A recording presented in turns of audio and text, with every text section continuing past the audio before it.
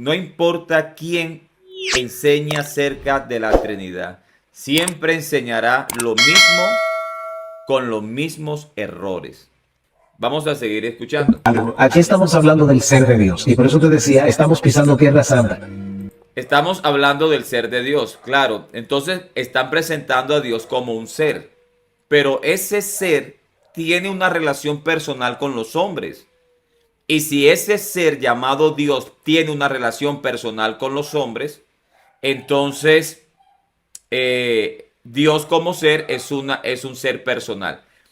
Algunos viendo este gran problema, algunos trinitarios viendo este gran problema, han dicho que Dios no es un alguien, que Dios no es un ser personal, que Dios no es un alguien, sino que Dios solamente es algo abstracto, que Dios es como una naturaleza y esa naturaleza está en el Padre, en el Hijo y en el Espíritu Santo.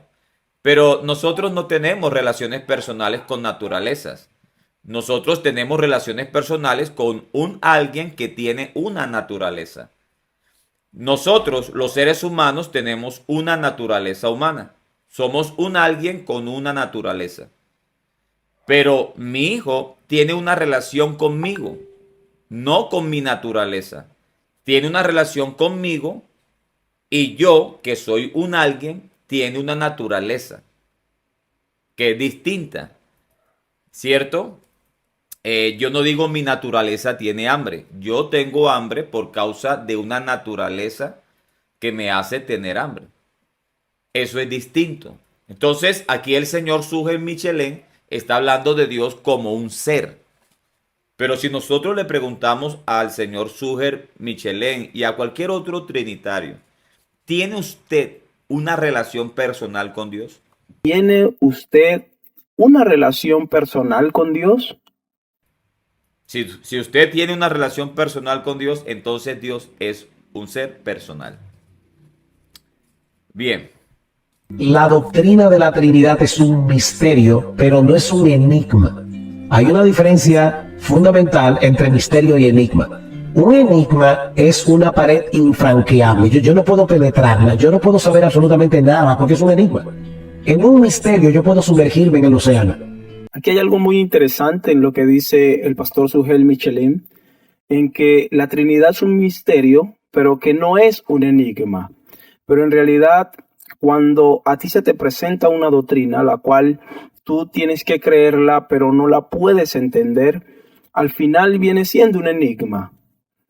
Al final viene siendo una doctrina o una idea que tiene una barrera a la cual no puedes traspasar, porque tú tienes que creerla, pero no puedes entenderla. La Trinidad no solamente es un misterio, sino que en su totalidad viene siendo un enigma.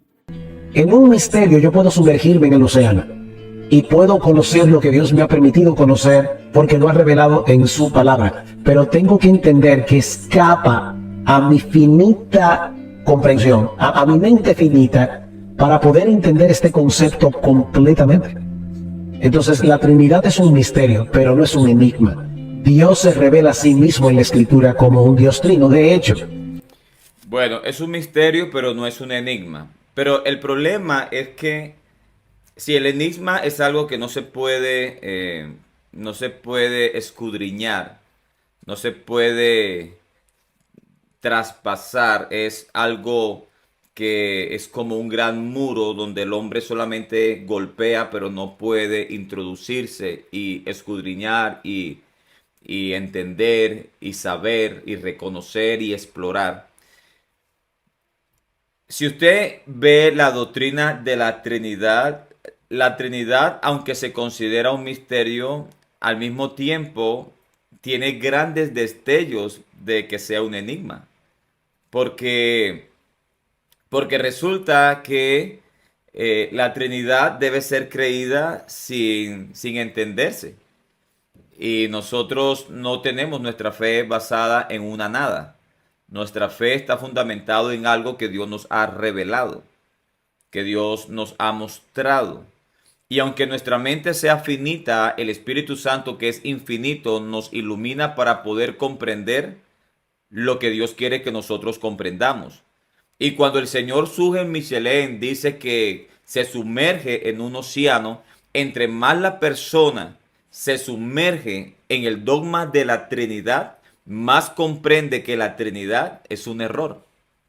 Claramente lo ha dicho el hermano Luis Polo, la Trinidad es un océano que si nos sumergimos bíblicamente es una herejía. Es un error, ¿cierto? Entonces, ese es el detalle, que todos se lo quieren dejar al misterio cuando hay cosas que Dios ha revelado, cuando hay cosas que Dios ha mostrado por su espíritu y que Dios nos ha dado la capacidad sobrenatural de poder entender con nuestra mente finita las cosas infinitas que Dios ha querido que nosotros podamos conocer. Y realmente es eso. Si todo se lo dejamos al misterio, si todo se lo dejamos al misterio, entonces cualquier doctrina es bienvenida. Cualquier doctrina es bienvenida. Si todo se lo dejamos a lo que no podemos responder, entonces cualquier doctrina es bienvenida. Y la Trinidad es eso, es un cúmulo de, de misterios, de misterios. La Trinidad puede entenderse superficialmente desde un plano natural, pero cuando nos sumergimos a ese océano bíblico, entonces nos damos cuenta que la Trinidad es una completa herejía. La Trinidad es un océano que si nos sumergimos bíblicamente es una herejía, es un dogma, es una idea que no tiene pies, que no tiene cabeza, que no tiene base y que no tiene fundamento. Es interesante que ese texto de Deuteronomio que dice, escucha Israel, Jehová nuestro Dios, Jehová uno es, la palabra uno que usa allí es uno plural. Hasta en eso el hebreo es preciso. Por ejemplo, es la palabra que se usa en Génesis capítulo 2, versículo 24, cuando dice, y los dos serán una sola carne. Pero siguen siendo dos personas, el esposo y la esposa, en una sola carne en el sentido de que el matrimonio nos hace uno, pero sigue siendo dos. Bueno, lo que estamos diciendo es, Jehová uno es. En ese uno hay tres personas. Por eso nosotros vemos desde el principio de la Biblia, Génesis capítulo 1, a la... Ok, entonces aquí el señor Suge Michelin apela al significado de la palabra Ejad en Deuteronomio 6:4. Pero realmente ese es otro gran problema para la Trinidad.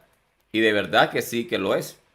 Porque cuando el trinitario usa el término Ejad, ellos creen que es un uno como una unidad de dos personas o una unidad de varias personas, como un ejército, como un pueblo, en fin. Entonces, el trinitario al usar Ejab dice que es uno en un sentido de unidad, como también lo cree el señor Suge Michelin. Pero si esto es verdad, entonces la Trinidad es un Dios compuesto, ¿cierto? Pero el trinitario dice, no, Dios no es un Dios compuesto. Sí, pero ¿cómo explicas la palabra Ejab en Deuteronomio 6:4? ¿No dices que Ejab es uno compuesto? ¿Cierto? Entonces, uno, Dios, compuesto de tres personas distintas. Si la palabra Ejab para la Trinidad es uno compuesto, entonces significa que para la Trinidad Dios es un ser compuesto. Y eso destruye totalmente la Trinidad. Aparte de eso, el señor Suge Michelin habla de que la palabra Ejad se utiliza cuando dice y los dos serán una sola carne. Claro, la palabra Ejad en el Antiguo Testamento se utiliza como una unidad compuesta. Es así como la Trinidad lo quiere utilizar para explicar la Trinidad como una unidad compuesta. Porque la palabra Ejad se utiliza en el Antiguo Testamento de dos maneras. Vamos a ver cuál de las dos le sirve más a la Trinidad. Se utiliza como una unidad compuesta, le sirve así. Y también significa uno de único, le sirve de esa manera. ¿De cuál de las dos maneras le sirve más? ¿Cómo se acomoda mejor la Trinidad? Ahora, Si se utiliza la palabra Ejad como sinónimo de único, se destruye la Trinidad. Si se utiliza la palabra Ejad como uno de unidad, entonces también se destruye porque tendríamos que pensar que la Trinidad es un Dios compuesto. Independientemente como usted lo vea, la Trinidad es destruida por punta y punta, o por lado y lado, o por parte y parte. Entonces, ¿qué hacen los trinitarios? Los trinitarios normalmente dicen, la palabra Ejad en Deuteronomio 6:4 es uno de unidad. Ah, ok, entonces, sí, la palabra Ejad en Deuteronomio 6:4 es uno de unidad, entonces la Trinidad es un Dios compuesto. Es un Dios compuesto. Y claro, el Trinitario toma este texto, oye Israel, Jehová nuestro Dios, Jehová uno es. Ellos lo toman para presentarlo como un Dios compuesto, para decir que ahí hay tres personas y esas tres personas hacen un Dios, o hay tres señores que forman un Señor o un Dios. Entonces, lo que debería decir Deuteronomio 6:4 es, oye Israel, Jehová y los señores uno son. O, oye Israel, Jehová vuestro Dios, Jehová, tres son. Pero no dice la escritura así. La escritura dice, oye Israel, Jehová, nuestro Dios, Jehová, uno es. No dice uno son. Por lo tanto, esa idea de usar aquí el ejad de manera compuesta o plural no funciona, no sirve, no cabe allí. El uso de la palabra Ejad de Deuteronomio 6:4, el uso primario no es para hablar de una unidad compuesta. La palabra Ejad aparece un poco más de 900 veces a lo largo y ancho del Antiguo Testamento. Y en su gran mayoría la palabra Ejad se utiliza para uno de único, que es la manera primaria que debe ser entendida en Deuteronomio 6:4. Por ejemplo, eh, dice aquí en primer libro de Reyes, capítulo 4, verso 19, dice, Og, rey de Basán, este era el único, la palabra único del hebreo Ejad, gobernador en aquella tierra. Entonces se habla de que Og era un gobernador, era el único gobernador. ¿Debemos entender la palabra Ejad como uno compuesto? No, sería absurdo, ¿cierto? O por ejemplo, tenemos Génesis 27:38. Y Esaú respondió a su padre, no tienes más que una sola bendición. Y la palabra una viene del hebreo Ejad. ¿Estaríamos hablando de una pluralidad de bendiciones o de una unidad compuesta de bendiciones? No. No solamente no tiene sentido, es que cae por su propio peso. Es absurdo tal interpretación. Y así tenemos muchos. Génesis 42:11. Todos nosotros somos hijos de un varón. Y la palabra un del hebreo Ejad. ¿Tendríamos que pensar que se está hablando de un varón compuesto? No. Entonces, Cantares 6:9. Más una es la paloma mía, la perfecta mía, es la única de su madre. La palabra única viene del hebreo Ejad. Observe que la palabra Ejad se traduce como uno y único. O sea que la palabra Ejad es sinónimo de único dentro de su contexto. De ahí que varias interpretaciones bíblicas traducen Ejad en Deuteronomio 6:4 como único. Entonces, realmente, aunque el señor Sugel Michelin es una persona muy reconocida, se considera que es una persona entendida, que es una persona estudiosa, de todas maneras, no importa quién enseña acerca de la Trinidad, siempre enseñará lo mismo con los mismos errores, con los mismos errores.